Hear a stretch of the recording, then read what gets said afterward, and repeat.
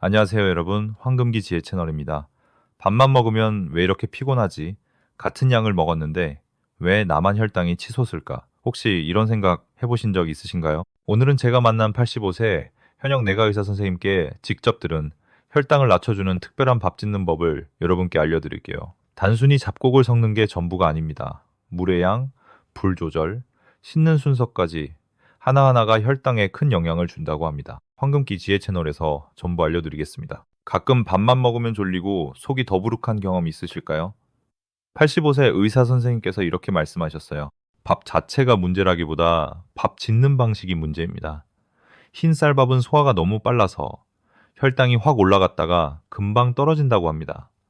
특히 고령자는 인슐린 반응도 느리기 때문에 조금만 잘못 먹어도 혈당이 치솟습니다. 하지만 밥 짓는 법을 바꾸면 같은 재료로도 혈당이 안정될 수 있다는 겁니다. 실제 사례로 68세 어르신은 당화혈색소가 7.8로 꽤 높은 편이셨습니다. 그런데 밥 짓는 방법만 바꾸고 한 달 후 병원에서 6.4까지 떨어졌다고 합니다. 운동, 약 복용은 그대로 유지하셨다고 합니다. 바꾼 건 딱 하나, 밥 짓는 방식이었습니다. 혈당을 천천히 올리는 잡곡과 조리법, 그것이 핵심이었다고 전해주셨습니다. 혈당을 관리할 수 있는 8가지 방법 소개해드리겠습니다. 첫 번째 방법은 쌀을 6시간 이상 불리기입니다. 쌀을 불리는 시간부터 혈당 조절이 시작됩니다. 85세 의사 선생님은 항상 쌀을 6시간에서 8시간 이상 불리라고 알려주셨습니다. 왜냐하면 불린 쌀은 전분 구조가 바뀌면서 GI 지수가 낮아집니다. 미국 영양학회 논문에서도 불린 쌀을 조리하면 혈당 반응이 평균 20% 낮아진다는 연구가 있습니다. 두 번째 방법은 콩, 귀리, 보리 비율을 조절하기입니다. 쌀 1컵에 귀리 반컵, 보리 반컵, 검은 콩 3분의 1컵 비율이 건강한 비율입니다. 이 잡곡들은 식이섬유가 풍부해 탄수화물의 흡수를 지연시켜줍니다. 서울대 식품영양학과 연구에서도 보리를 30% 섞은 밥이 혈당 상승 속도를 현저히 낮춘다고 보고했습니다. 세 번째 방법은 압력솥보다 전기밥솥, 현미모드 사용하기입니다.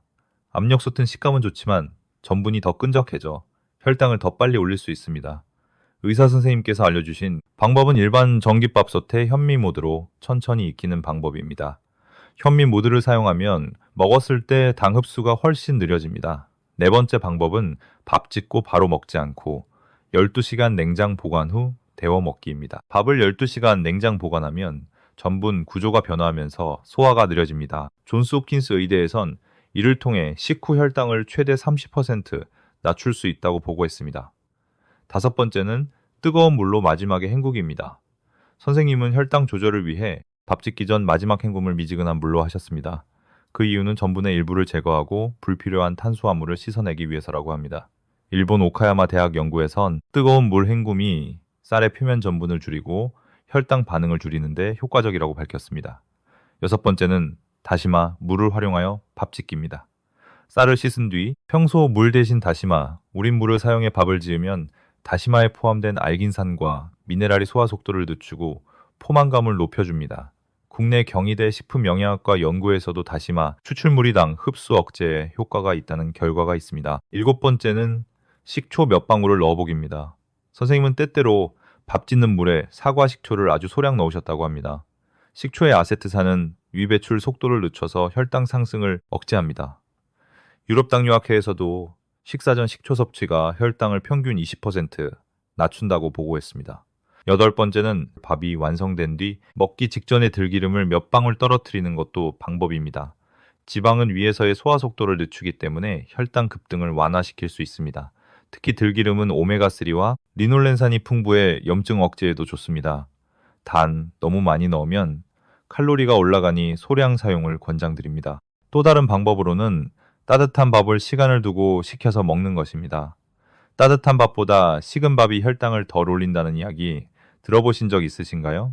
이건 단순한 민간요법이 아니라 실제 과학적인 근거가 있습니다. 영국 킹스 칼리지 런던의 임상영양학 연구에 따르면 같은 양의 흰쌀밥도 식혀서 섭취했을 때 혈당 반응이 무려 35% 감소했다고 보고했습니다. 그 이유는 바로 저항 전분 때문입니다. 밥을 식히는 과정에서 일부 전분 구조가 변화해 소화가 어려운 형태로 바뀌는데 이게 혈당을 천천히 오르게 도와주는 천연 혈당 조절기 역할을 합니다. 실제 사례로 경기도에 사는 60대 어르신께서는 아침에 항상 전날 밤 지은 밥을 전자레인지에 미지근하게 데워 드십니다. 당뇨약을 복용 중이던 어르신은 이 습관만으로도 식후 혈당이 180에서 130까지 떨어졌고 의사도 식습관 개선의 효과가 분명히 있다고 말했습니다. 다만 밥이 너무 차가우면 위장에 부담이 될 수 있으니 냉장 보관 후 전자레인지에 살짝 데워 미지근하게 드시는 걸 추천드립니다. 중요한 건 특별한 재료가 없어도 지금 있는 밥을 식히는 습관 하나만으로도 혈당 관리를 시작할 수 있다는 점입니다. 식사를 조절하는 일은 멀리 있지 않습니다. 밥을 짓고 식히고 데우는 이 짧은 과정 안에 이미 해답이 있습니다. 어떤 분은 말합니다. 밥 짓는 과정 바꿔도 안 바뀌지 않을까라고요? 그런데 실제로 바뀝니다. 혈당이 달라지고 기분이 바뀌고 몸 상태가 바뀝니다. 실제로 미국 하버드대 보건대학 연구에 따르면 현미 섭취량이 높을수록 제2형 당뇨 발병 위험이 최대 36% 낮아졌다는 결과가 있습니다. 쌀밥 한 공기를 잡곡밥, 귀리밥, 보리밥으로 바꿨을 뿐인데 공복 혈당 수치가 내려갔다는 분들 제 주변에도 정말 많습니다. 밥은 한국인의 주식입니다. 매일 먹는 그 밥이 바뀌면 몸 전체가 천천히 그러나 확실히 바뀝니다. 그리고 그 바꾸는 방법은 결코 어렵지 않습니다. 오늘부터 바로 실천하실 수 있습니다.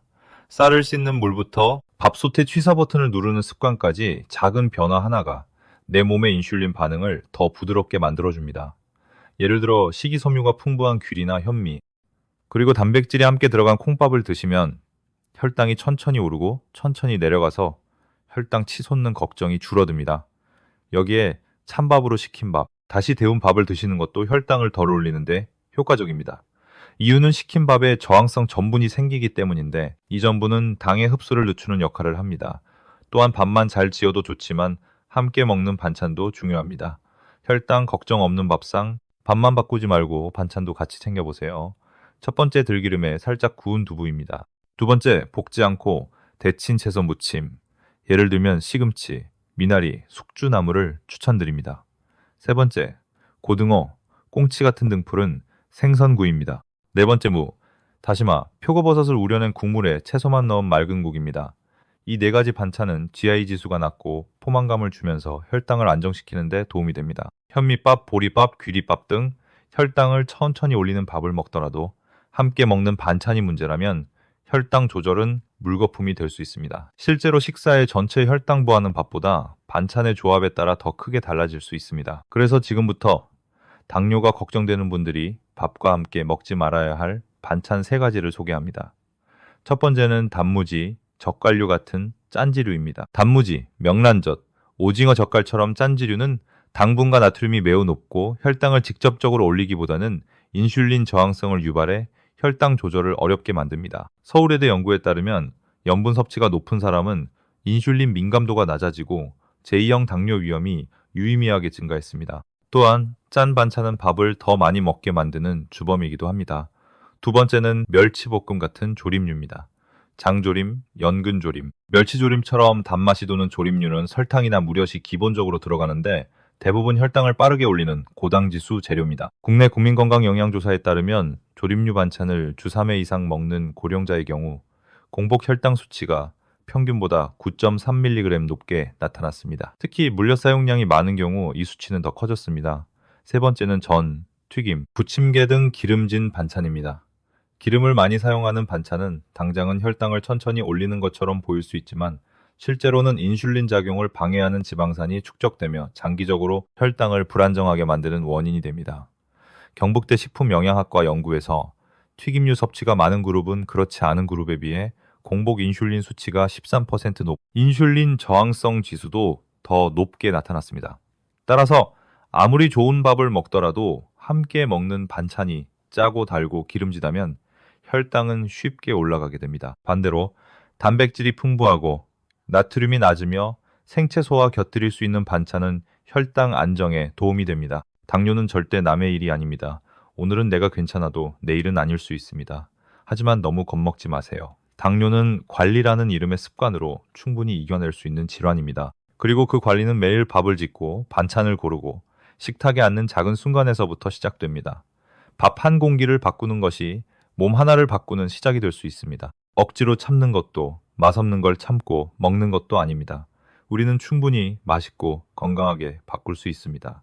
그 힘은 여러분 안에 이미 있습니다. 이 영상이 도움이 되셨다면 꼭 한 번쯤 생각해보는 분들에게 공유해주세요. 특히 부모님, 형제자매, 지인 중에 당뇨로 고민하시는 분들이 있다면 이런 정보가 있더라 하며 편하게 전해주셔도 좋습니다. 한 사람의 건강이 또 다른 사람의 삶을 바꿀 수 있으니까요. 황금기 지혜 채널은 대한민국 어르신들을 위한 정부 혜택, 건강, 생활 정보를 쉽고 빠르게 전해드립니다. 오늘 영상이 도움이 되셨다면 구독과 좋아요, 그리고 댓글로 궁금한 점 남겨주세요. 정확하고 유익한 정보로 다시 찾아뵙겠습니다. 시청해주셔서 감사합니다.